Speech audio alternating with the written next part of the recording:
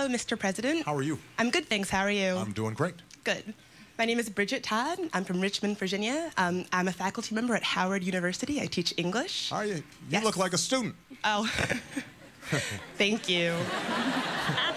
That's true. I get that a lot. That's right. Mike, I voted for you in the last election sort of based on your alleged commitment to equality for all Americans, gay and straight.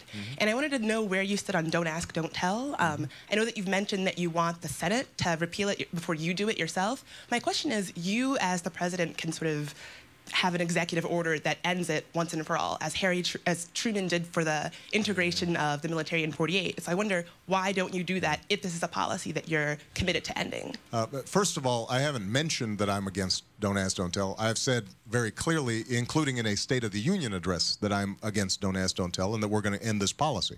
That's point number one.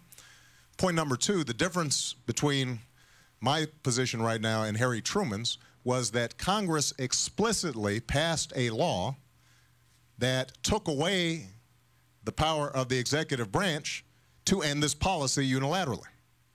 So this is not a situation in which, with a stroke of a pen, I can simply end the policy.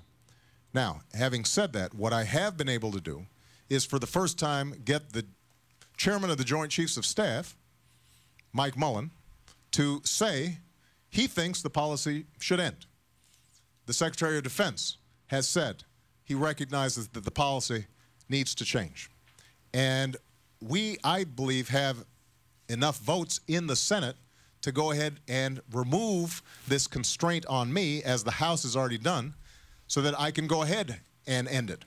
Now, we recently had a Supreme Court, a district court case that said Don't Ask, Don't Tell is unconstitutional. I agree with the basic principle that anybody who wants to serve in our armed forces and make sacrifices on our behalf, on behalf of our national security, anybody should be able to serve. And they shouldn't have to lie about who they are in order to serve. And so we are moving in the direction of ending this policy. It has to be done in a way that is orderly, because we are involved in a war right now. But this is not a question of whether the policy will end. This policy will end, and it will end on my watch. But I do have an obligation to make sure that I'm following some of the rules. I can't simply ignore laws that are out there. I've got to work to make sure that they are changed. Thank you so much. Thank you, Mr. President.